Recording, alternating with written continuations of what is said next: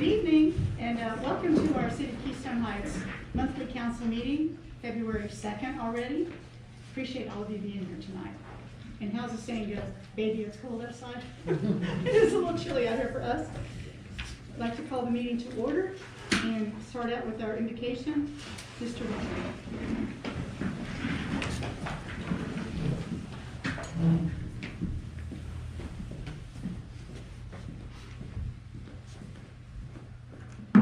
Let's pray. Dear Heavenly Father, we come to you tonight with grateful hearts, asking for your presence and your guidance as we begin the City Council meeting. Thank you for this community, for the people that we serve, and the opportunity to work together for the good of our city. Lord, we ask that you give us unity among us tonight as we listen with respect, speak with humility, and work with a shared purpose. Give us wisdom and clarity in the matters before us. Guide our thoughts, our words, and our decisions so that they are shaped by truth, fairness, and compassion. Grant us sound judgment as we discuss important issues that we may seek what is right in your eyes. May we be mindful of those that we represent, and may our actions reflect integrity and responsibility. Bless this meeting tonight, and let our efforts today lead to progress, safety, and the well-being for all those that call this city home. In your name we pray. Amen. Thank you. Councilman Lewandowski. If you'd all join me, please.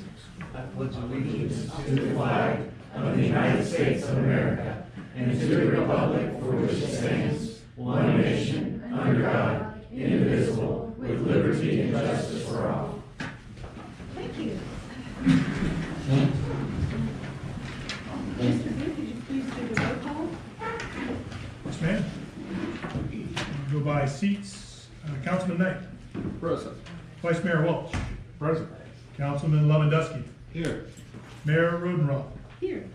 And Councilman Ludwig. Present. Madam Mayor, you've got a quorum. Thank you. Appreciate it. So the first thing on our item list here on the agenda is number 5 for Mr. Booth, your report. Yes, ma'am. I appreciate it's a little different than we typically have done, but I thought it might be a better way to start off our meetings to go through what the city has accomplished over the last month. We tend to kind of rush through it at the end, so I appreciate you accommodating this change. I'll try to be as brief as I can. I'll start off with cemetery efforts led by Mr. Matt Cole. He's our cemetery manager, and Mr. Bo Wright.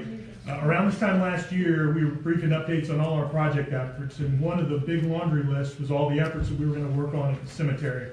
I'm happy to say that most of that is almost complete. If you look at the building that's out there, that's the administrative building, we've re-roofed it. Got new doors, or the doors reset on it, security lights set up out there, and all that remains on that building to make it kind of habitable as an office for Mr. Cole. We need to get the AC and heating system up and running and get internet confirmed out there, and he'll be fully capable of operating out there. The mower that we were looking at to get around the cemetery headstones, that's a smaller width, we procured. We've gone through the SimSites upgrade. That's a digital system we use to manage all the plots at the cemetery. That upgrade is complete. We appreciate the council's support. With that comes the capability of the walk to grave site functionality. And so on Facebook recently we put out, and we're putting up on the website soon, a QR code that anybody that goes out or wants to go to the Keystone Heights Memorial Gardens can scan the QR code. You go to the website, you punch in your loved one's name, and it'll get you directions, number one, to the cemetery, but once you're in the cemetery, it gets you directions to the particular loved one's gravesite. And so we appreciate the council supporting those upgrades. It's now functional. We've also got the well pump fixed and the irrigation system back up and running. That's important because, as many folks know, if you visited out there, quite a lot of problems with sand spurs. And so we weren't able to get ahead of that sand spurs last year as much as we wanted to, because we couldn't put the pre-treatments down because you got to water it down after you do that. That should change this year, and hopefully we'll get ahead of them. But Mr. Cole's done a great job trying to keep that stuff mowed down. But we recognize that's an issue out there. And then finally, you may see some changes out there in landscaping just to make sure that we can mow around the front entrance area. A lot of cutting back of about half of those cedar trees that are up at the front. That's mainly so you can mow around them. We think those branches will eventually come back down and be about even with the fence railing. So terrific work by them out there. On the public works side, we're doing a whole lot of work of shop and shed organization to make sure that the team is more efficient and effective in their day-to-day duties. Also, we have implemented, the Public Works team has implemented a work order system. And so we're tracking any issue that's something that's broke or needs repair in the city, goes into the work order system, and we don't stop. We're focusing on it until we get that work order completed. And we have a record of all our work efforts. So appreciate their hard work pulling that together. And I would like to pass on some thanks to the Keystone Heights Airport Authority. Our bucket truck hydraulics went down about a month plus ago. That meant we were a little slow in cleaning up Christmas, especially stuff that's up high. And so appreciate the citizens and residents waiting for us, but also appreciate the airport loaning us a bucket truck. We were able to get all those down in a relatively timely manner. And moving on to code enforcement, our code enforcement officer, Mr. Matt Cole, handing off to Ms. Debbie Mullis, is working on getting a lot of code enforcement courtesy letters out. Mainly on things, I'll just broadly say, we'll call it blights, maybe not that significant, unkept yards, things that aren't supposed to be out in the front yard. What I will say is we really appreciate, she's done dozens and dozens of letters out there, and most of the residents, once they get them, they recognize that they're not in compliance with their code, get them fixed very quickly. We appreciate the relationship we're working with our residents on that. In the meeting last time, Mr. Thornton had a complaint about a courtesy letter that we issued, reference our wildlife sanctuary and animal cruelty laws, or code. We did withdraw that letter in its entirety based on his feedback about Fish and Wildlife Services, other authority, and so we do acknowledge that. That is acknowledged in the code. I just failed to read like the 5th line of that code. I think it's a functional code that we don't necessarily need to do an ordinance. However, if the city council wants to proceed and work and doing any updates to it, I can work on that. I just need to know anything in particular you still want changed on it. And for the fiscal management, Ms. Tiffany Coleman's done a great job getting our first budget and finance meeting going for the year. Just say overall, the city's right about where it needs to be, plus or minus 25% after the first quarter. We did come in a little high on labor. We have found the issues and are making the corrections to make sure that comes in appropriately. And I would say that the budget savings that the city has found over the last few months is going to roughly mitigate the additional expenses that we're seeing in the budget. And we'll talk that in more in detail as we go into the next budget and finance meeting, but also when we bring an amended budget at mid-year to the council. And then I'll talk on the office management side here in City Hall. Really appreciate Ms. Harris working very hard to resolve the issue. Many of y'all came to the last meeting, may have had issues getting onto your mobile devices and look at subordinate agenda items. Hopefully that is fixed. We worked with our company that's providing that support, and you should be able to get into the agenda, and then I'll click on all the subordinate links and see all the documents that we're talking about. So really appreciate Wendy working getting that fixed. Also, excellent management from her and Ms. Michelle Murphy, working on the pavilion and the increased interest that we have in renting the pavilion. That's taken a lot of their time and effort to make sure that we've got a quality product, and that they're doing a great job managing folks coming in and out of that facility. I appreciate their work. And finally, we talked about Public Works organizing their area. Ms. Murphy has done an amazing job organizing our City Hall facilities. If you go back in the storage area, you'll notice a significant difference when you walk past it, so appreciate their work. Ms. Drew Bell's been continuing to work on events since our last meeting. We held I want to say it's our 3rd Coffee and Commerce, and we had, that was at Bronze, just a little bit outside of the city limits on 21 to the north. Amazing facility, we appreciate them sponsoring it. We had about 20, a little shy of 20 businesses represented. Madam Mayor and Councilman Love, we appreciate y'all attending and participating in that event. And let's see, talking about grants, the city staff has worked very hard to get additional funds into the city to offset some of our costs.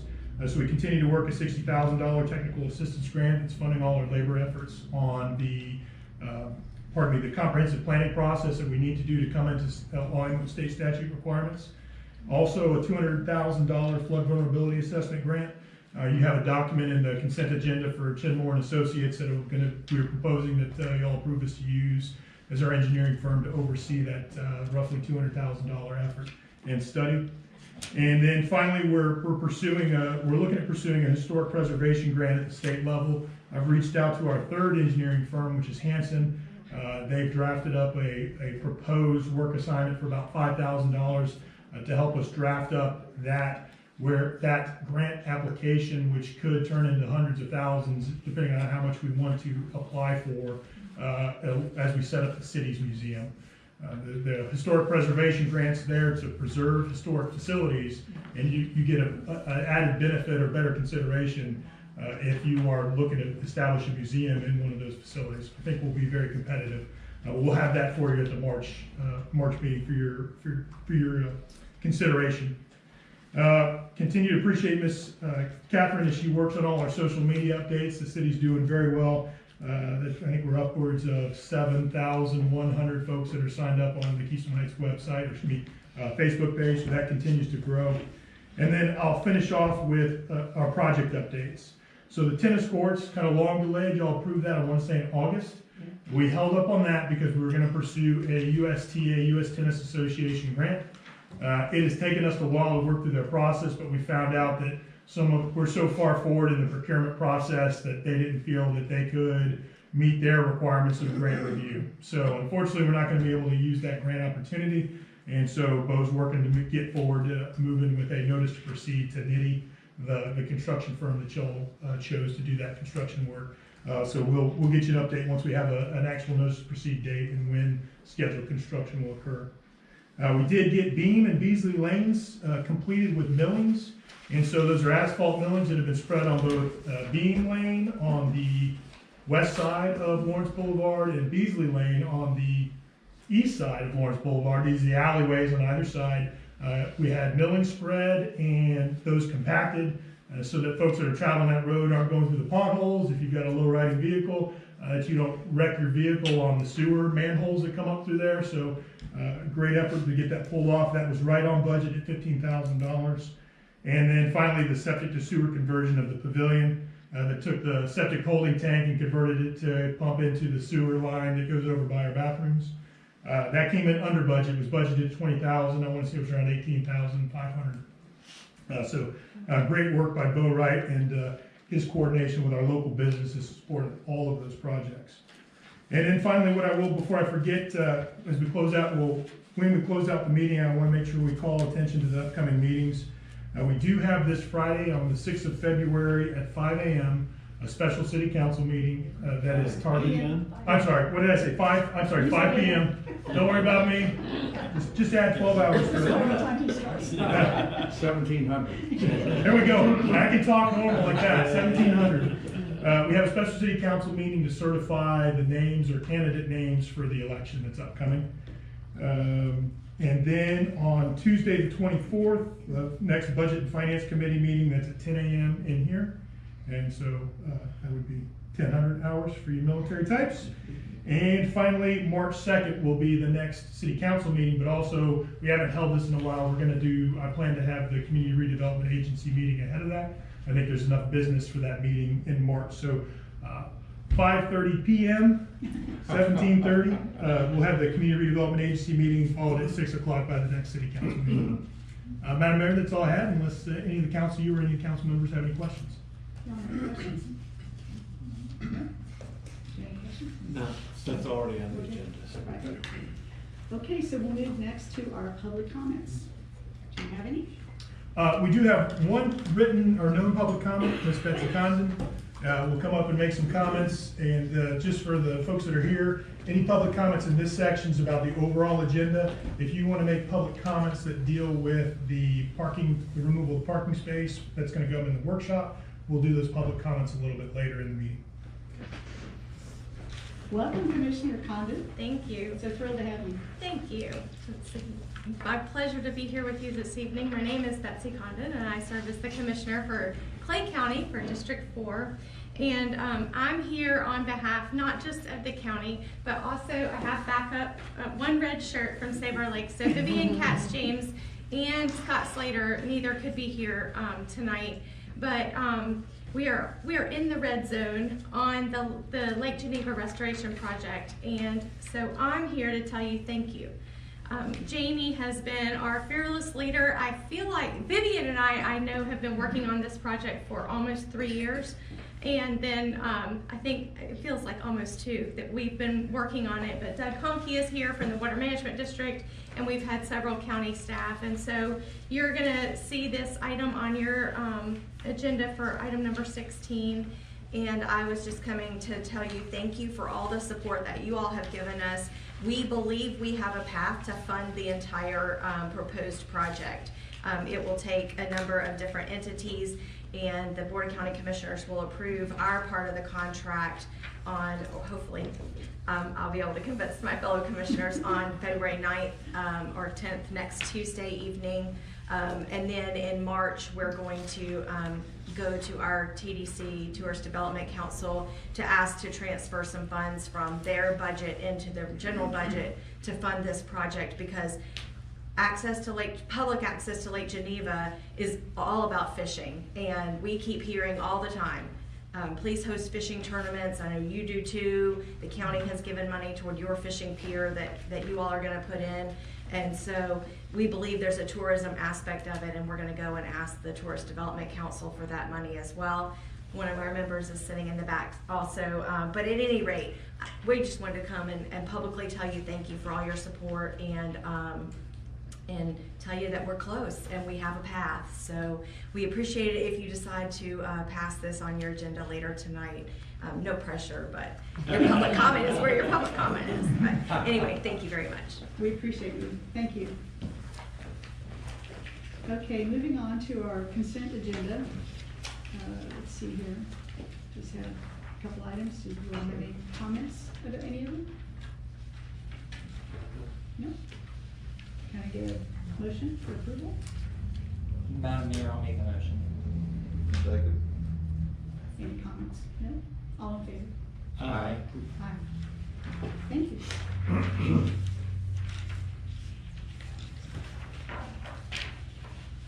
Now, this is on the consent agenda.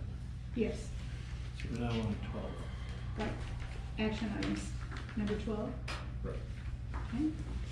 So we are now close our current council meeting and move into a workshop session.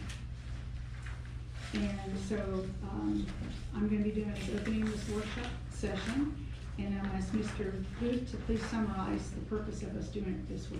Yes, ma'am, I appreciate it, thank you. One admin note, if you look on the agenda, there's a second attachment. The first attachment is the FDOT parking proposal.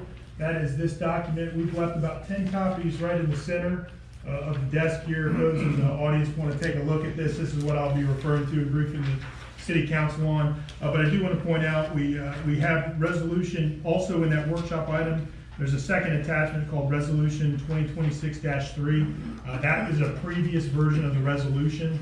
I'd ask folks just to disregard that. We didn't get a chance to delete that ahead of the meeting. The updated version of that resolution, which will be available for y'all's consideration after the workshop, is attached underneath item number 13. And the updated version, you'll notice it's more cleaner looking, normal resolution. So I apologize for that, Madam Mayor.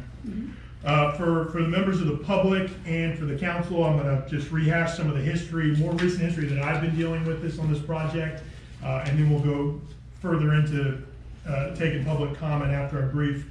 I think bottom line up front is right now what we're looking at is the removal of one parking space, the furthest northern parking space in front of Gifts and Guns, to facilitate traffic decongestion and the turn lane project.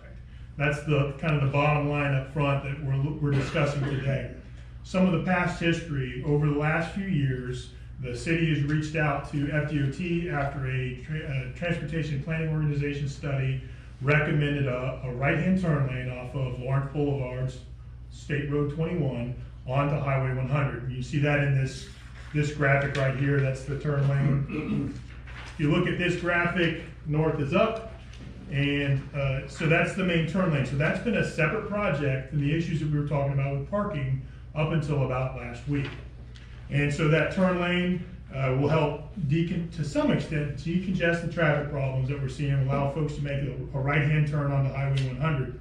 As part of the discussions years ago, one of the concerns that the city brought up was parking spaces and not wanting to lose parking spaces. In some of the earlier versions of this graphic, you would have seen, and Councilman Lewandowski brought out a couple times, parking spaces in that arc area of the current draft of the turn lane. For the folks in the audience, some parking spaces across or a little bit north of Gifts and Guns in this area. When they went into design, the guidance from senior leaders in FDOT is because they had heard the city's comments about not wanting to lose parking, told the designers to figure out a way not to take some of those parking spaces. The initial TPO design, I think, proposed taking 2 or 3 of the parking spaces in front of Gifts and Guns and replacing them with those parking spaces in that area. When the team over the last few months finalized their design on that turn lane, they figured out how to do it without touching any of those 5 parking spaces. That was an earlier design of the graphic, and one of the other issues was, so that would have left all 5 of the parking spaces. They took the proposed parking spaces in that arc area of the turnout because legally and authority-wise, FDOT could not figure out a way where they could put parking spaces up in an area where there wasn't FDOT access into that parking area. They would have to go through private or city parking or city areas to get in from either side. And so they did their best to honor the city's concerns about parking with the design, so they hadn't touched any parking. And over the last 2 months, about in October, from some of the city council concerns about a separate but related issue, which is the traffic congestion that occurs directly in front of Guns and Gifts. You'll often see folks, as they're trying to make the shift into the through lane, accidentally pulling behind somebody who's in that 5th parking space, thinking somebody's just going to drive through. And then you get traffic trying to pull in behind somebody who's parked. Or the alternate issue you'll see is there's little to no notice that you're shifting to the right for through lanes, or that if you stay straight, you're actually now in a left-hand turn only lane. And so that's this area. And sometimes you'll see traffic congestion when people realize I'm in a left-hand turn only and I want to go through. Now they're trying to fight their way back into the through lane right before the intersection. And so we brought this issue to FDOT. We had some meetings out here in front talking with them. About a month and a half ago, in an earlier version that we briefed last month, they proposed to remedy that situation, either take the first 3 or all 5 parking spaces and turn that into a through lane. That would give more storage for through. It would clearly identify, would make more room for a left-hand turn lane dedicated that people would see. As we asked them to come speak and as senior leadership engaged, that's 2 different portions of FDOT. Traffic operations, how you run it once it's built, and the design team who is designing the turn lane, 2 separate issues. They did some more talking and realized just over the last few weeks that if they shifted all the through traffic up where there's currently parking, as let's say a semi-tractor trailer, which is a design vehicle that they designed turn lanes, these kind of massive turn lanes for, it would create a much steeper angle or shallower angle that tractor trailer would then enter their turn lane, and it would have violated the design of that turn lane when they designed it to go from the existing current through lane. And so they went back to the drawing boards to figure out how they could get a little bit of everything. And so that's what you're seeing in this current design, which came to us, I think, last Wednesday. This gets back to only taking the first parking space, or the northernmost parking space. You can see that it's lined out with color hashings to clearly identify it's a parking area. It creates a nice sloped entrance into the through lane. It also uses hashed lines to indicate where the through lane proceeds, so that folks that are going to cross into the left-hand turn only know that they're shifting out of a lane into something that's different, and then they actually have a new left-hand turn signal or painted marking on the bottom or on the ground that shows them they're in a dedicated left-hand turn earlier than they would have received prior warning in the previous. And so this is FDOT's most recent version. I took this out, I want to say on Wednesday or Thursday, I dropped it off all the impacted businesses to make sure that they knew about this meeting and this workshop. I think some are going to speak tonight in the public comment period. And so the last thing I want to cover, which makes me think I've covered most of it, is that the way FDOT sees this, they unfortunately weren't able to come. This action, the traffic decongestion, initially was more of a city request to FDOT to help them, or to help us figure out the traffic congestion. As I mentioned at the last meeting, FDOT doesn't necessarily see it as an issue that they need to actively fix or change, but they're certainly willing to entertain the city's request for them to make this change. The 2 benefits of where we are right now with FDOT is the FDOT design team of the turn lane has now taken on this proposed restriping and changing of the lanes. And so what it looks like right now is the city will get if this is incorporated in and the city asks for this of FDOT, the project area expands. They will likely completely mill and resurface all the area that's in black in here and restripe it as part of one project, as opposed to previously doing the turn lane project and either before or after disrupting traffic and doing the traffic decongestion issues. And so I think it's a relatively decent balance between the parking concerns and the traffic decongestion. It doesn't solve our parking concerns. It doesn't solve all the traffic decongestion, but it will be better than what we have today. And so, Madam Mayor, that's all I had prepared for kind of a summary. I recommend if you want to, we can move into public comment ahead of any discussion. Anybody have something to say or want to share? We do have 2 registered speakers, and so our first speaker tonight will be Ms. Karen Nelson. Hi, Ms. Nelson. Thanks for being here. Thank you for allowing me to speak. I want to commend Jamie Booth for his rendition.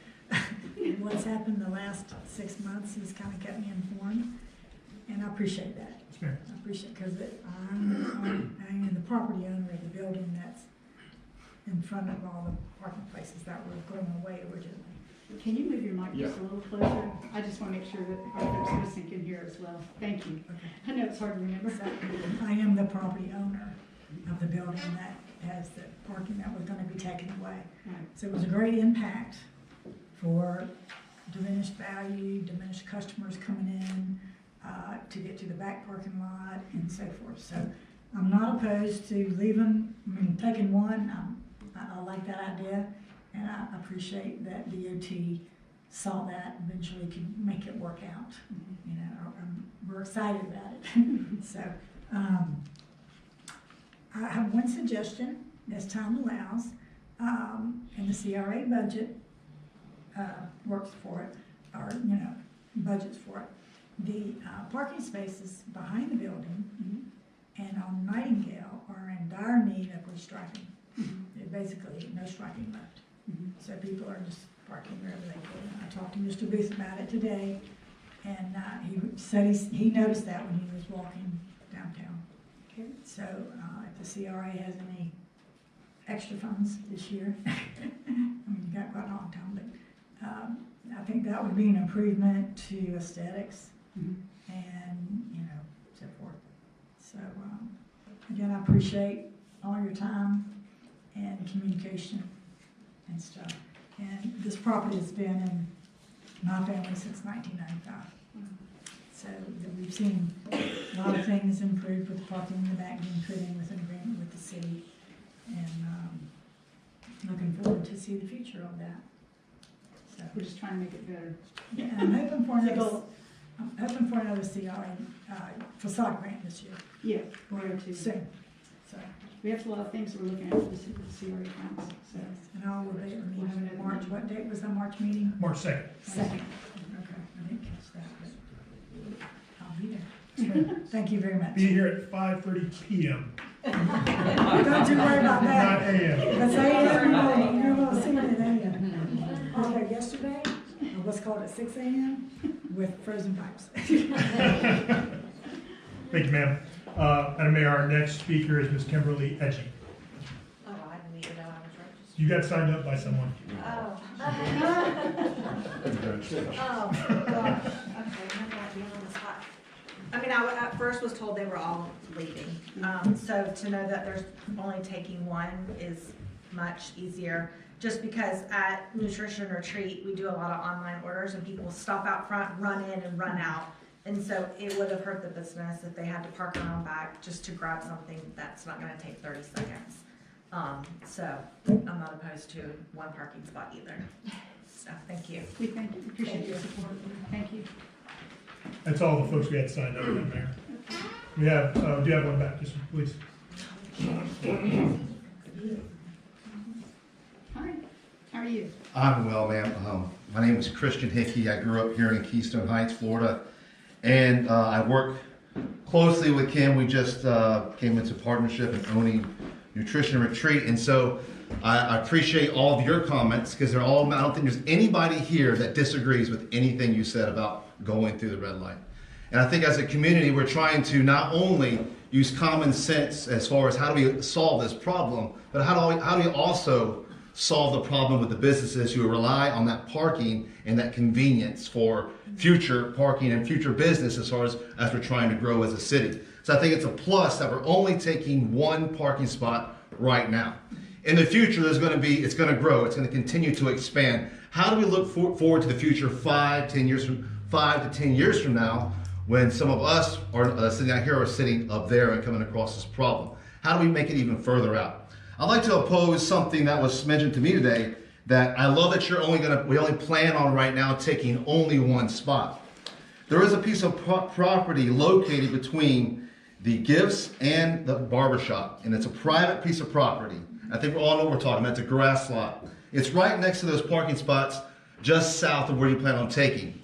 If we could come up with a proposed plan to replace those parking spots along that area, meaning purchase that parcel, I'm sure that the owner would probably sell it to us at a great discount because it's not only going to induce a common sense plan as far as fixing the intersection for future and for now, but also it's going to enhance the ability to sell and attract people downtown. Because let's be honest, it's one of the things that stops us from going downtown and using those businesses is because parking is an absolute problem for those businesses. So if we could maybe open our mind or open up a position where maybe purchasing that piece of property and paving it and making that also parking. And so there we have two objectives, and both parties are happy. All the businesses downtown will be extremely happy. You're not taking not only you're not taking any parking, you're expanding the parking and pushing the problem out even further 10 years from now, but you're also fixing the problem as far as the intersection. That's all I have to say. Thank you. Thank you. Council, y'all have some comments? Or was there anybody? I don't see any other comments. Councilman Knight? Councilman Lewandowski? So this has been a pet of mine, particularly parking. I've read the studies from 20 years ago, 30 years ago. It's the whole reason 4 blocks of Nightingale are now one way so that we could add parking to downtown. Every study says parking, parking, parking. This is not new. And so I asked the city manager, please engage with DOT and do not take these parking spaces. And I want to thank you personally. I know you were kind of pessimistic when I brought it up, but we got a window of opportunity and you were able to seize on that. And I'm still not happy about losing a parking space, but it is much better than what it was. And I agree, I'm sorry, I forgot your name. Christian, we have to look to the future too, and this council has been doing that. And that's not the only piece of property we're looking at. We're looking at like 3 different pieces of property to buy in the downtown area and make more parking. And so we're thinking exactly the way you're thinking. We gotta set this up for the future. And so please pass on to DOT. I asked for a meeting with them and the public. I said, you know, we need them to hear the people. And apparently you were good enough. Because I don't think we can do any better than this right now. So please pass on to them our thanks for listening to our concerns. And I would say even this project is not dead yet, and let me plant this seed here.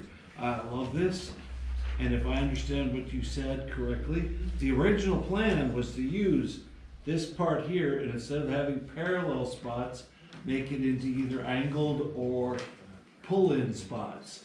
But I guess DOT can't do that because they don't have access, they're not responsible for that parking lot. So the seed is, can we get some of that property back and then we can work with Guns and Gifts and we can make it happen? If DOT can't make it happen, let's use some of our CRA money, whatever it is, and we can still add the extra parking that we wanted originally. Possibility. But if we don't put that seed in DOT's mind right now, they'll probably figure out something else to do with that property. Councilman Lewandowski, are you talking about a future modification or modifying the current initiative. So, as far as the DOT plan is concerned, let it go. I mean, not let it go, but let it be as it is. I think their proposal's great. Well, they're taking the spot. I'm not happy about that. But compared to the other options, this is much, much improved. What I'm saying though is after they're done, we, the city, we talk to Guns and Gifts and DOT and try to get this arched property back. You know, we gave them the whole piece of property. We said, here, do what you need with it. Well, eventually they're gonna be done with it, and there's gonna be this arched piece of property Oh, I here. see, okay, you're talking about more parking spaces there. Right, so expand that parking area there. Okay. Go on the boulevard, whatever events are gonna be going on, have that there. And that mural alone has caused more traffic to go in there and park and people go take pictures and stuff like that. I mean, the mural is wonderful. Yeah. So we need to work so that we don't put up anything that's high and blocks the view to the mural and you know, that kind of thing. But I just wanna throw that idea out there now. And that's something we have to do, but we're gonna have to get property back from DOT in order to make that happen. Madam Mayor, do you mind if I? No, good. Councilman Lewandowski, thank you. I will tell you, we did ask FDOT to come and speak. They wanted to, the project manager from both sides did. But just like every other organization, they couldn't get authority from their public affairs to come speak. Because this is a city ask as opposed to a FDOT project where they typically have a different engagement program. But we did get very good support from multiple levels. I would say, I think the next opportunity is the same opportunity we were gonna use as we engage with FDOT on their rights of way as we look at the streetscapes program. And that's probably the right time to engage with them on what we can do inside of the FDOT rights of way as part of that project. And we can try and engage them on trying to work something with parking in there during those discussions. Because we've still gotta do landscaping in that area and we still gotta do some form of welcome to Keystone things in that area as well. Do they still plan to have a pedestrian island kitty corner to this? The pedestrian island you're referring to, kind of more over towards CVS, Right. was in the TPO program. Right. Proposal did not make the turn lane project. So simple answer is no. It's not on the slate right now. Okay. If I could add, Councilman Lewandowski, I know obviously parking's near dear to your heart and for a lot of good reasons. I would add, I guess, kind of opposing consideration in that, because we need the spaces for the festival goers and so on to park and not have to walk too far to get to ice cream and so on. On the other hand, until Keystone Heights has a bypass, we're condemned to live with this major intersection across our portion of the state. And there are no good solutions to that. And in my mind, the fact that we've got a lot of traffic coming through there at all times of day, and a lot of it is 18-wheelers, big, noisy, smelly trucks, that, in my mind, kind of destroy the sidewalk, cafe, atmosphere that we're trying to establish. So in my mind, through what I call throughput, getting people through this intersection and out of town just as fast as we can is also a major consideration to complete some of the other initiatives that we have said we want to pursue. And I would say to that, so you're gonna encourage more semis to come through? No. Well, if you make it On the easy for contrary. them, they will come through. Well, but I don't think there was an alternative to making it easy for them. I guess the alternative would be to do nothing, and when they take that sharp turn, they end up nose to nose with people coming up Highway 100. So I don't think we have any alternative but to pursue this design at the expense of one parking space. And I think that's a small price to pay. So we agree. I think we agree thus far. I would just caution any initiatives about further, making parking spaces and modifying things to consider the fact that we're trying to get traffic through and out of here as fast as we can. Otherwise, it's not very conducive to a festival to have a bunch of noisy traffic sitting there all the way through downtown. Well, in a festival, there's gonna be no traffic. Pardon? In a festival there's no traffic. We close the street off, so it doesn't matter. Well, I think it depends, but, yeah. Okay. Okay, I got you. Close the street off, where are the trucks gonna go? We do it every year. We do it every year. Yeah, they We do. do it every year. Well, then why don't we do it all the time? Because the residents of Lakeview would not be very. The people in Speedville won't mind. Yeah. Okay, thank you. Councilman Liddard? So first off, I want to thank the new business owner for joining us this evening. Kim, I saw the news earlier today on Facebook. Not sure what's next for you, but Oh, we're very. busy with 2 other ones. Oh, that is true. That's true. So thank you for all you've done to really make that a great part of our downtown community. We're excited to have you as a part of it as well. We've actually got Coffee and Commerce coming up next Monday night. So I've been really excited about these meetings. You'll hear us talk about it a little bit more later in the meeting. I encourage you to come out and participate. And Ms. Nelson, I believe you were planning on attending the last one and weren't able to make it. So looking forward to having you there as well. Jamie, I want to commend you guys for that work after the last meeting. I think council had kind of expressed there were the serious concerns. I know in the way that it was previously shown, I had serious concerns based off of what Ms. Nelson brought up today and what Ms. Edgy brought up as well. Her property, or her business specifically, as she did mention, is a quick drop-in, drop-out type of location.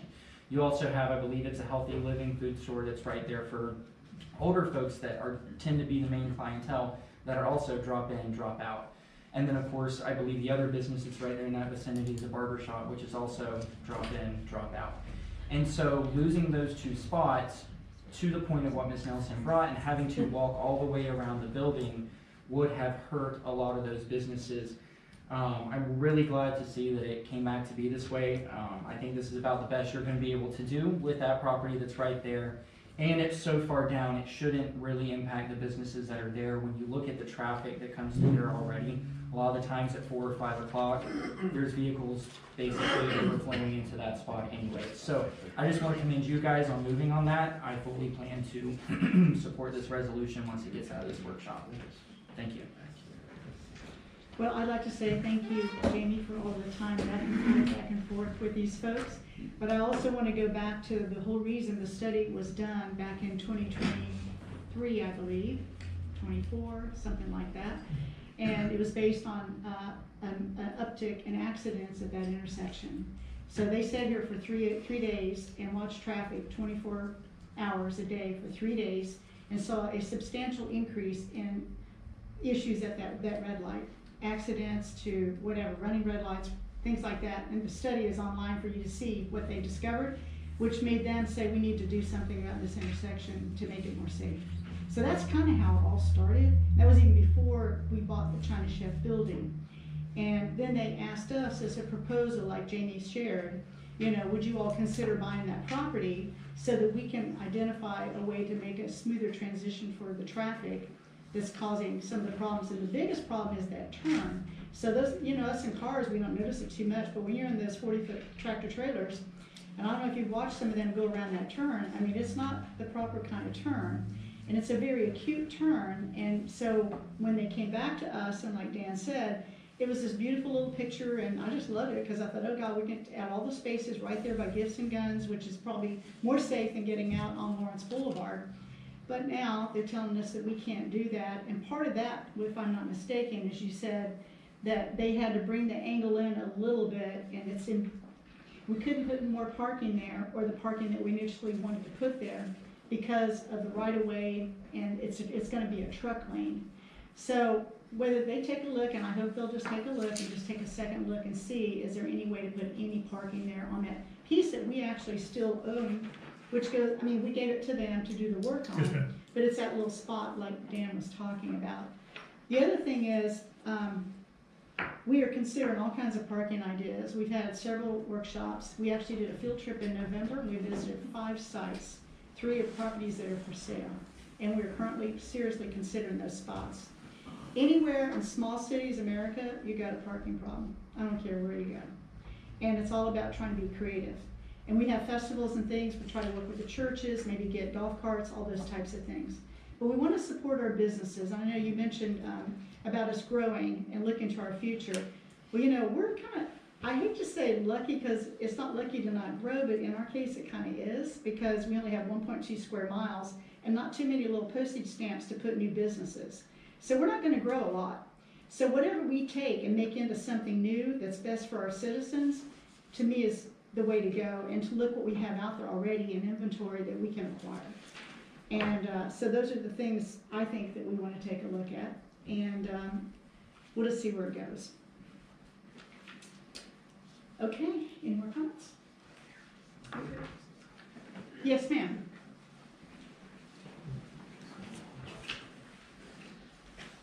I own a business at 179 South Lawrence Boulevard, Healthy Living for You. Mr. Booth, in listening to you speak, it seems like you have a good working relationship with the DOT. I'm trying.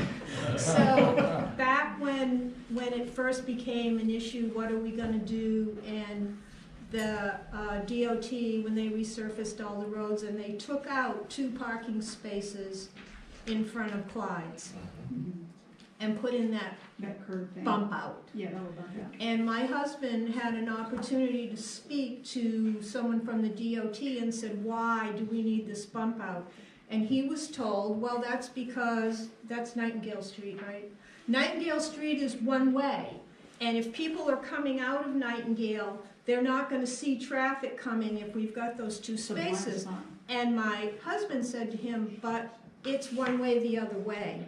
Yeah. People turn down Nightingale off of Lawrence Boulevard. They don't turn onto Lawrence Boulevard. At which point the person from the DOT just walked away from him. So I wonder if it's a possibility to have a conversation about getting rid of the bump out, because that would put 2 more parking spaces in front of my business and her business and the lawyer, excuse me, the lawyer. I mean, it would put 2 more parking spaces there if they would get rid of that bump out. Madam Mayor, thanks for letting me respond. Ma'am, I appreciate it. There's always a balancing act, just because I know traffic operations to some extent, and I'm not going to argue what the FDOT said at that time frame, but if you'll notice when they repaved Lawrence Boulevard 2018 to 20, I can't remember exactly when the bulb outs were put in. Typically, when you see these bulb outs, they're all the way through the downtown area. You hear a lot of complaints about the speed of traffic coming through the downtown area. Traffic techniques like bulb outs are there to make the road feel more narrow. It actually does make the road more narrow, and that has the mental effect of making people feel kind of crushed in, and people tend to slow down. That, I'm sure, was the primary intent of the bulb outs that were put throughout town. So I wasn't here during that time frame, and can't justify that discussion. That's typically what those are for. And so it's a balancing act. You take out a bulb out, you open up the road, it feels wider, people go faster. And even though the speed limit is 35 through downtown, often folks are going a lot faster than 35. I don't know, I'm getting older, I feel comfortable about 23 miles per hour through downtown is good for me, because I know I can stop when people come through the crosswalks. But it's a balancing act, and we can engage them if the city council wants them to. We can engage and ask questions, particularly as we go through the streetscapes project. So this is, how do you take the land that we have down in the city area, kind of do more of the beautification with trees and such to make the downtown area better. Once again, when I was talking about the parking, that's probably the same time to have discussions about bulb outs. Thank you. I want to thank you. Okay, I was on council from 15 to 18, and it was through the DOT and meeting with the people that we killed the roundabout down by the beach, because they wanted to do that. But I feel now like I've been lied to, because I said that we can't lose any parking. When we do this whole new thing downtown, we have fought this and fought this and fought this. Someone promised me, I don't remember who, that we would not lose a single parking space. And I never counted them. So to hear that we actually lost 2 spots, I'm upset. Somebody lied to me from DOT. And so This is not good. This is the wrong direction. And so please share with them that you have a council member who's not happy about losing more parking here 5 years later. I agree that this is probably the best we can do, but if we can do, as you suggest, and change back some of that bulb out, and I was told exactly what you just said about bulb out slows down traffic, and that's a good, and I was on board with that, as long as we didn't lose any parking. So, I gotta Who knows? take a breath and count to 10. That might be the one that we can make back to parking. Maybe. Right there. We need their help, because it's their passageway, Yeah. but I was lied to by somebody. Mr. Booth, can you speak to a time frame for the landscapes? I know the answer, I want the public to hear it. Once this project part goes underway, we're what, 18 months out, something like that? So the turn lane construction project, thank you, ma'am. The turn lane construction project is scheduled to go to construction, at least for the contract to be advertised in February of 2027. Contracting period's usually gonna take, 4 or 5 months just to go through that process. I wouldn't expect until late 27 calendar year that you might see construction. And a construction project like that is a month or two, I'd guess, something like that. So, in discussions with the FDOT landscaping office, which is a separate office from the other two, which has a separate pot of funds, they typically do not, other than sodding or hydro seeding, this is gonna be sodded, any open areas will be sodded on this project. Other than that, the FDOT landscaping program comes in behind major FDOT construction with their program. And so now that we know the time frame, we'll be engaging Mr. Ken Cheek, who's the District 2 landscaper, to try and fall in his annual program that would be right behind the construction project, to try and bring in a cohesive landscaping program that's within FDOT's modest standards. I don't want to get anybody thinking this is going to be amazing, but whatever components that they can do under their funds to try and get us towards where we want to see the downtown area for streetscapes, we're going to try and bring that in about a year behind the turn lane project. And that's what I wanted to ask. I want the businesses to understand this isn't just about parking. This is about us doing other things that add to the quality of life. And it's my understanding from you that if we were to modify this existing plan, that we would need to go back to the drawing board essentially and start from scratch. If we had asked for We push massive, it out another year or two past where we are right now. So I feel like you've done a good job in finding a balance. No one wins. Obviously, you lose some parking. We'll try and do something to get back your grievance with the other from earlier, but also to hopefully add to events and other things that would, I think, help all the businesses. And it's more than just 2 parking spaces. This is about basically a redesign of the downtown in some ways, and to really try and boost everyone's quality of life. And I think, I don't even want to lose sight of that part of it. While we're on traffic, Mr. Booth, and you've heard me complain, I think you all have heard me complain about noise and speed through the downtown pretty regularly, and I'm not giving up. But in the meantime, I was surprised to hear you say that the speed limit through downtown is 35. I assumed it was 25, maybe 30.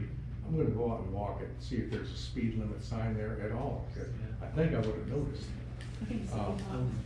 Pardon? I think it's 35.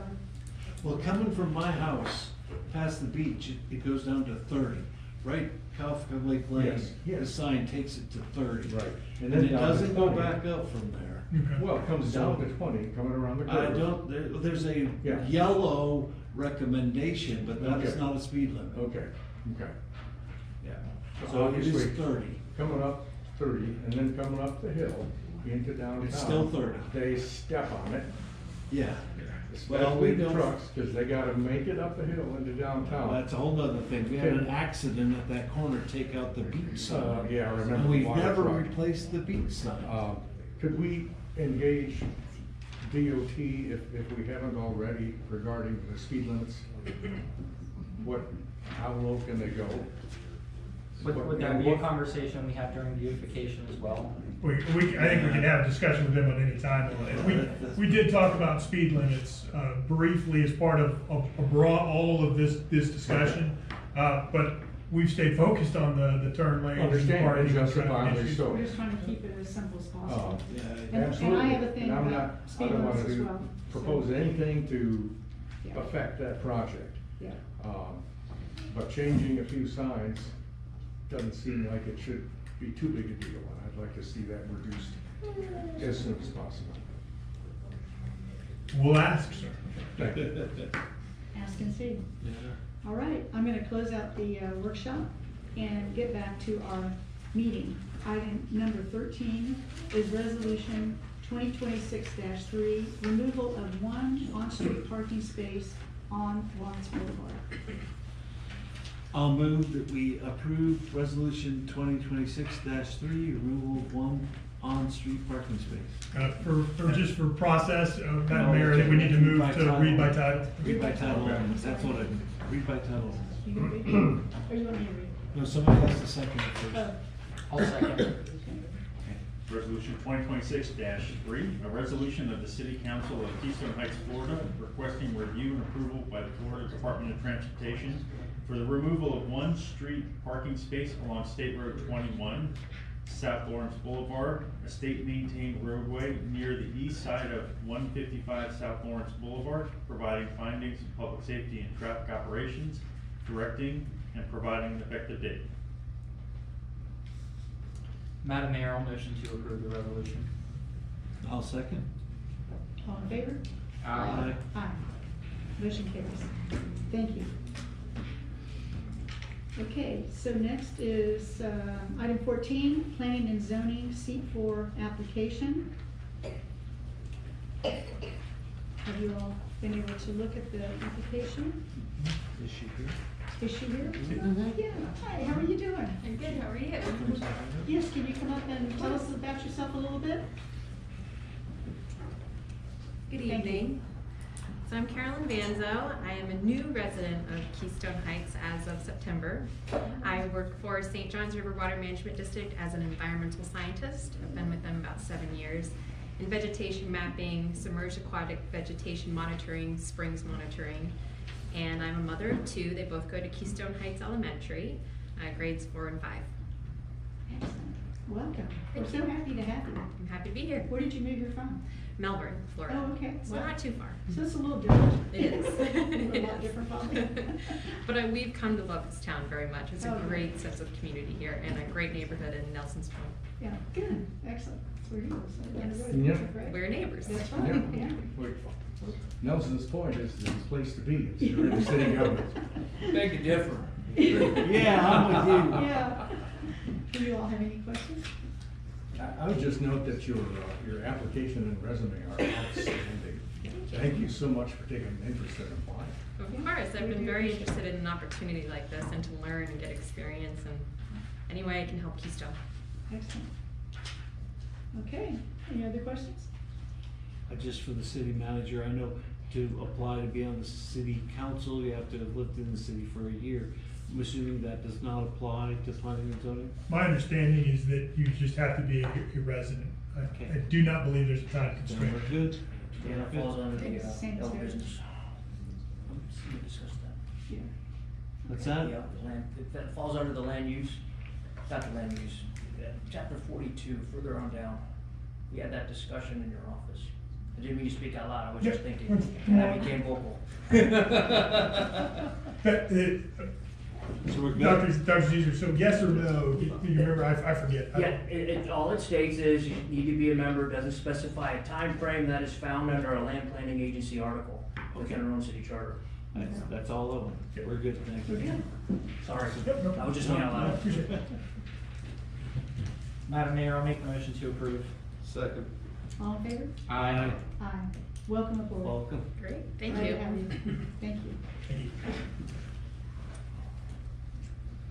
All right, item 15 is the Keystone Heights Airport Authority, seat advertisement and appointment for city seat 4 and Clay County seat James? Yes, ma'am. Madam Mayor, just wanted to bring to the city council's attention, this is the time of year where we typically should be bringing any seats that are vacant or at the end of their term for the Keystone Heights Airport Authority, putting it out for public advertisement. I do not know exactly how we've done this in the past. Both seats are currently encumbered, but my recommendation to the city council is that for any of our seats, either on boards, commissions, that when the term ends, we open it up and let the public know that that term is coming to an end and we're accepting applications, either by the incumbent or anybody else, for the city council's review. And so that's currently the case for city seat number 4. That is defined by a ordinance that was passed in 2011. There's a map that shows what is the greater Keystone Heights area, much broader than the city limits of Keystone Heights. And also the Clay County seat. So Clay County seat, as you might imagine, just needs to be a resident of Clay County. So one of the 2 seats that brings more breadth of area to the potential candidates. And so I propose, just so y'all are aware, unless this is just for general concurrence, that we advertise beginning tomorrow alongside of the Charter Review Committee that y'all just approved, the availability or the ending, I'd say more specifically the ending of the terms, the current terms for seat 4 and the Clay County seat. Okay. So we'll just take applications, until? Thank you. We'll take applications for 3 weeks. I believe if my dates are correct, the 20th of February, we would close receiving applications, and that would allow us to consolidate all the applications, get it into the agenda as we build the agenda the next Monday for the city council meeting on the 2nd of March. Sounds good. You have any questions? Perfect. Good. Okay. I think that sounds good. Yeah, and I know you said you'll advertise on the marquee and on our city website. Yes, ma'am. We'll put it out here and city website, and we'll put it out. Probably the one that's going to get the most attention is on Facebook. Okay. So. You can also ask the airport to put it on their website. Oh. Yeah. If you put in the newspaper, just an idea. The newspaper also advertising. We can do that. Okay, next is item 16, the interlocal agreement to transfer funds from the Lakes checking account to Clay County in support of the Lake Geneva's restoration project.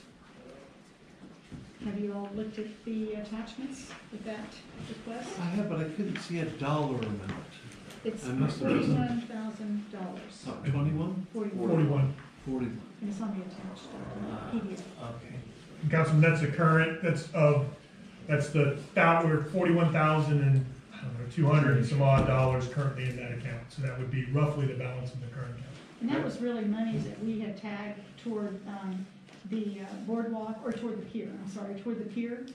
But, with the pier now kind of on hold until we can just get the trees out of the way, that's why this came up, and we're needing some extra funds. Have we contributed to the Lakes Fund so far this year? We did $5,000 at the beginning of the year. When I thought we were doing $5,000 a year, I've since learned that the city's commitment was 10. Yeah. But yes, the answer is yes. We put the $5,000 in that was built into the budget already this year. So that is accounted for in that $41,000. Right. So if we do the 10,000 like we normally do every year, we would put this 41 in, and we'd have roughly 5,000 in there then. That's by the end of the year. Yeah. Yes, we could make that. We could make that correction in the budget amendment. Yes. Okay. Or just jump in, just be careful about what you normally do. There hasn't been a commitment to do 10,000. It's something that from day one when Vivian asked us to do it, it was going to be reviewed every year. True, but that's kind of been the expectation. But we do have no contractual agreement to do that here. And this is just exactly what Commissioner Condon was referring to earlier in the meeting, to support all the efforts to help us. As soon as we get those trees out, we can be ready to receive water once it starts pouring rain again. So hopeful thinking, right? Yeah. But we need to be prepared for it, though. I mean, if we don't get those trees out, we kind of just stuck in a way. Mm-hmm. The only people that I would be wanting to ask this about, because I'm fully in support of it, but I would just want to make sure Solo is okay with it, because we really kind of put this money It's Solo aside. here tonight. Are you kind of speaking for Solo tonight? Is Solo okay if we do this? Solo would be very happy if you would do this. Oh, okay, I'm good then. I'm good. All right. And that's what the money was set aside for, right? When Vivian originally asked, honestly, was before the pier was even discussed. They didn't even know what the money was. They just knew they wanted to use it Yeah, for for lakes. lakes restoration. Right. So this fits exactly with what she originally asked it for. So, And- oh, sorry. So, and I would be supportive of this as well, because I want to stress what Commissioner Condon brought up a few minutes ago, which this is a multi-pronged effort. The county is working in conjunction, there are several organizations that are working in conjunction to do this. Mr. Manager, you can correct me if I'm wrong on this, but I believe that the city-specific commitment would go, and we have some folks who are on Nelson's Point this evening who should be pretty happy about this, but it will go towards clearing out those trees that are blocking the connection there at Nelson's Point. Because that is the portion that is within city limits. So it would also be being utilized in city limits to clear that hazard for city residents. Councilman, I would certainly agree, that's the one immediate connecting point of the project, but also if you look at the broader lake and what's gonna eventually be in the lake if we don't get this stuff down before the water comes back, you'll have impacts on Keystone Beach, which is a city property, or any of the actual city properties that are easements going down into the lake. So I think there's multiple reasons why this is, valid impact or use for city purposes. Yeah. Major safety concern. So, I move that we transfer $41,000 to the county in support of the Lake Geneva Restoration Project. Can we just have a motion to approve the interlocal agreement? Okay, I'll move that we approve the interlocal agreement. Because there's more than just transfer. Okay, yeah. Okay. I'll second. all in favor? Councilman. Aye. Aye. Aye. Motion carries. Great. Next, we have a reschedule of the main meeting, council meeting. You also have a calendar. Did you want to share that, James? Councilman Lewandowski will talk your issue, then I'll make comments about the updated calendar. Okay, so this is my request. My son graduates from college at that time, and I will be in California for that graduation. And so if we hold it on Monday, May 4th, I will miss the city council meeting. No ifs, ands, or buts about it. Sorry, my son comes first. So I was going to ask your indulgence to delay for 1 week and hold the meeting on Monday, the 11th, and ask for the Coffee and Commerce meeting to move then. But I'll leave it up to you. I don't have to be here. I would like to be here. Which date, Dan? It's May 4th.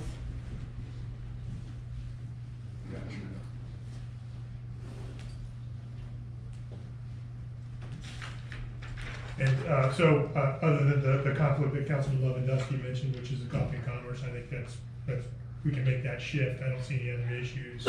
I would recommend Wendy and Michelle have worked very hard to get this updated version, though we've gone over onto the second page, to get the full calendar. This is an updated version with all the known meetings that we have, deconflicted as best we could, adding all the city events that we have currently identified on there. So what I would recommend is we could, City Council could entertain a motion to approve the updated city calendar as amended by Councilman Lewandowski, and we'll knock out 2 birds with 1 stone if that's what the council wants to do.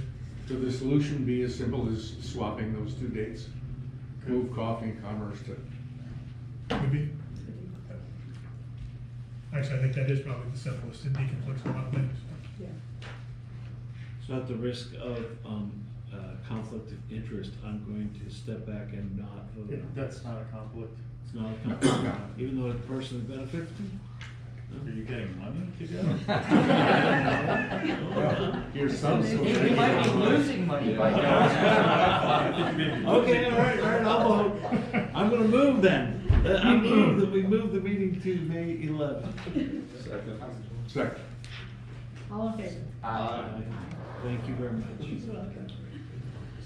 All righty, next is committee reports, planning and zoning. Dr. Zeisser? Good evening. Now, since it's going to be a weekly event, I will go at our monthly event. I want to say it's Zeezer. Sorry. Sorry about that. Normally I wouldn't care, but since I'm up here, now I'm at a public record, I'm gonna have to make a correction. The other thing I want to correct, I'm very sorry. I have a tendency to think in my head and I don't know when I utter. Please forgive me. I am embarrassed and I am very sorry. I didn't mean to disturb the meeting. Mayor, Council, good evening. This is a brief update from the Planning and Zoning Board. The board's current focus is the comprehensive plan update with a particular attention on the future land use map and associated policy language. That's where we are right now. It's going to go, it's going to bloom, but right now that's where we are. And it's to ensure it's to ensure internal consistency between map designations, densities, intensities, and adopted standards. The board has reviewed and forwarded recommendations related to the land use policy 1.4.1, including clarification for permitted uses and development intensity. Those recommendations have been formally submitted. At this stage, the board's role is technical and procedural to ensure the draft comprehensive plan is internally consistent, complete, and ready for formal consideration. The next steps, the board will continue focused review to complete the draft comprehensive plan for formal transmittal. Following transmittal, the plan will be to proceed through the required state and local review process. And this concludes my update as of today. Questions, comments? Thank you. I just have a comment. I watched that meeting and you guys meeting, and that was a very, very good.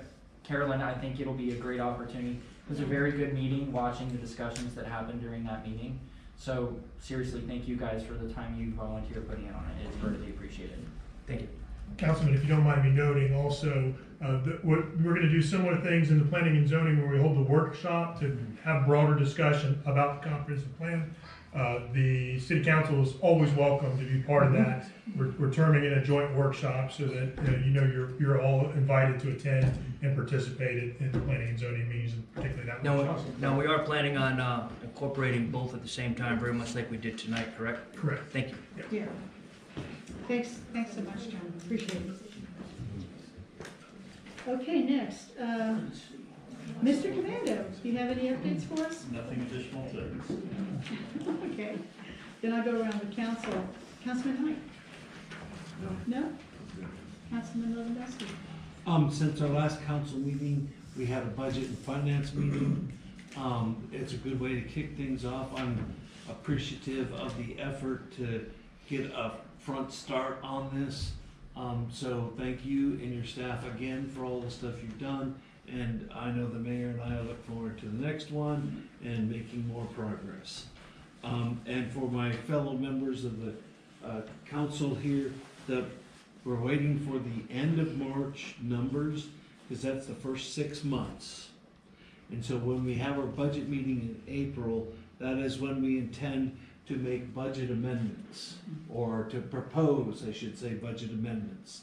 So that will happen at our April meeting, which will then show up at the May council meeting. So you can expect that the budget committee will come back in May to make a budget proposal amendment based on the first 6 months of the year. And then you can also expect us to make one more budget amendment proposal late in the fiscal year, probably September or something like that. And I just remind you that when we did our budget, we made our best guess, and things change, and we change our ideas, and so this is not a bad thing. And a budget amendment is a good thing. It is a reflection of what we really truly want. It's a reflection of what we've discovered over time, and it's then put into the budget so that our budget accurately reflects how the money is spent. And so just to share that plan with you all. Thank you to the commissioners. Oh, she's already gone. Next year. Okay.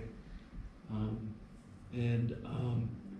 had one more. Oh, in past years, now we don't have to do this, but I think we should have a short discussion, and maybe not even this meeting, maybe we wait till the March meeting.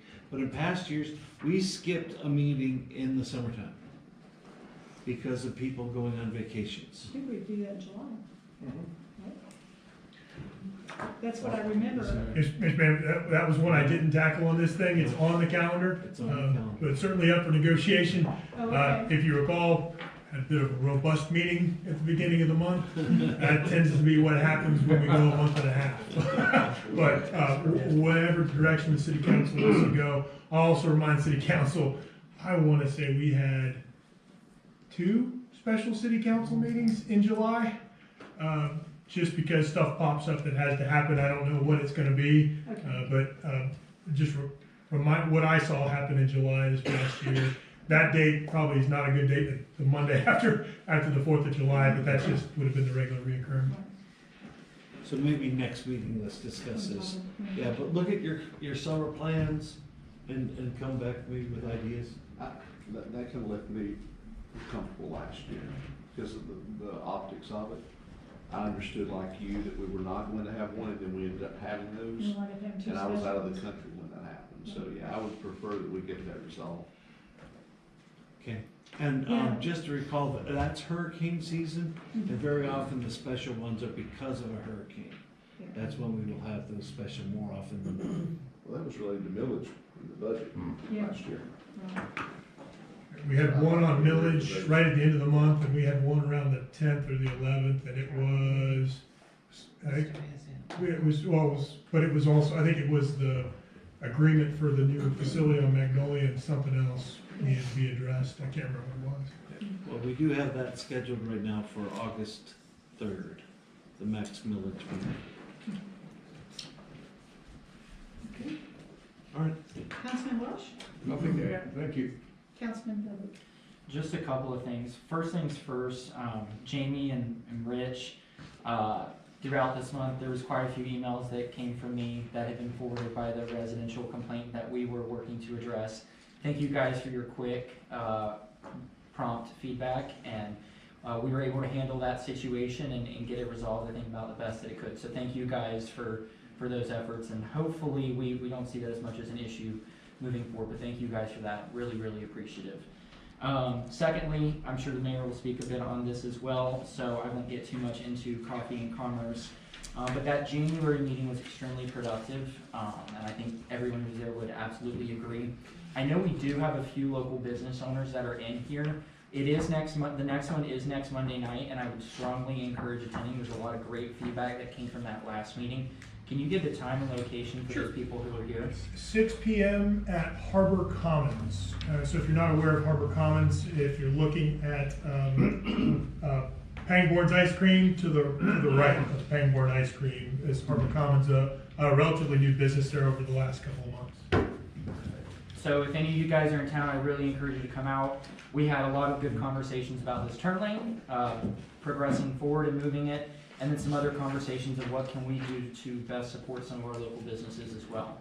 The final thing that I will add, Commissioner Carmen's left, so I can't say it specifically to her, but this past month I had the honor at the most recent county commission meeting of being appointed as Clay County's municipal representative to the Northeast Florida Regional Council. Every county gets 2 county commissioners and a municipal representative, and it's really neat actually. It's a great opportunity for us. It's previously been Orange Park for a very long time, Green Cove Springs for at least 8 years after that. Keystone has not had it since, my understanding is, either late 90s or early 2000s. I don't know how long it's been. Doug, maybe you can speak to that, but it's been a very long time, according to Commissioner Condon, since Keystone was the Clay County municipal representative. So the regional council does a lot of strategic planning for the broader region as a whole. You're looking at quite a few counties that are involved in that. So looking forward to being a part of that and making sure our community's voices has the opportunity to be heard there as well. Otherwise, that is it for my comments. Oh, and congratulations to that. You're Very proud of you to be perfect here. person for the job. Yeah. He was requested by me, That's right. and so you've earned Excited to hear what you bring back to us. Stay tuned. You've earned a great reputation in representing Keystone Heights. I appreciate it. You know what the reward for good work is? More work. More work. Well, what was it that they said the other night at the Kiwanis meeting, Todd? They said, you can say no. That's it for my comments. Thank you so much. So mine was a little busy so far this month.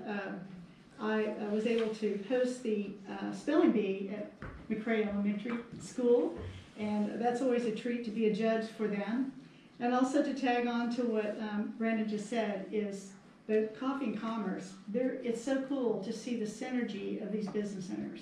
And I not only noticed it in person, I noticed it on social media and how they're all looking out for each other. Just like the bakery just moved and they're saying, hey, can I come help you? And all these different things. So I just love it. I think it's the first time that the city's actually sponsored any such thing like this in a consistent manner.